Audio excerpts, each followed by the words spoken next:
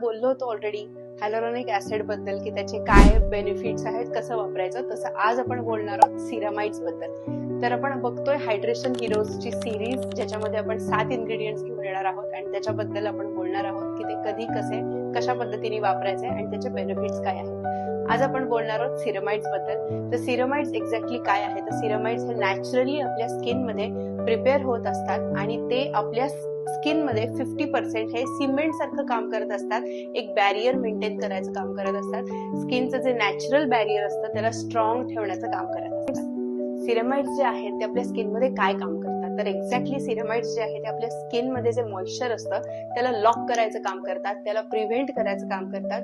आपली जी स्किन मधली water level असते त्याला मेंटेन ठेवण्याचं काम करतात. त्याचबरोबर हवेतले जे फ्री रॅडिकल्स असतात, आपल्याला जे डेली प्रोटेक्शन पाहिजे असतं स्किनला, ते सुद्धा सिरामाइड्स हे खूप चांगल्या पद्धतीने प्रोटेक्टिव्ह लेयर एक तयार करून स्किनला एक बॅरियर क्रिएट करून आपल्या स्किनला प्रोटेक्ट करण्याचं काम करतात आणि त्याचबरोबर स्किन बॅरियरला स्ट्रेंथ द्यायचं काम करतात. सगळ्यात पहिला बेनिफिट त्याचा हा आहे की स्किन मध्ये सिरामाइड्स जे असतात ते हायड्रेशन खूप चांगल्या पद्धतीने देतं, लॉंग लास्टिंग मॉइश्चर देण्याचं काम करतं. त्याच्यानंतर जे स्किन बॅरियर असतं, जे आपलं खराब झालेलं असेल, अगदी वीक झालेलं असेल, त्याला स्ट्रॉंग आणि स्ट्रेंथनिंग द्यायचं सुद्धा काम करतं. आता आपण बघूयात की सिरामाइड्स हे कुठल्या स्किन टाईप वरती किंवा कुठल्या स्किन वरती प्रॉपर पद्धतीने काम करू शकतं. तर सिरामाइड्स हे जनरली ड्राय स्किन वरती पण काम करतं, त्याचबरोबर ऍक्ने प्रोन स्किन वरती पण खूप सुंदर पद्धतीने काम करतं. त्याचबरोबर कॉम्बिनेशन स्किन असेल किंवा तुमची स्किन सेन्सिटिव्ह जरी असेल, ड्राय डिहायड्रेटेड असेल, डल स्किन असेल,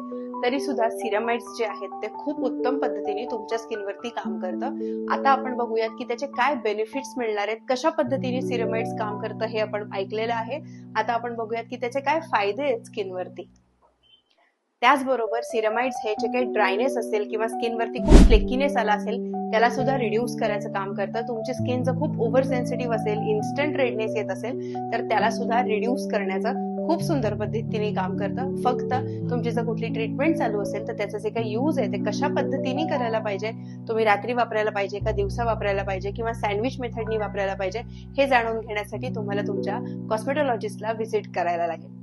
तर याचा यूज हा कसा असला पाहिजे, तर फेशियल मध्ये तुम्ही याला नक्कीच यूज करू शकता. फेशियल झाल्यानंतर ऍज अ फिनिशिंग क्रीम म्हणून तुम्ही सिरामाइड्स कंटेंट असलेला कुठलाही मॉइश्चरायझर देऊ शकता.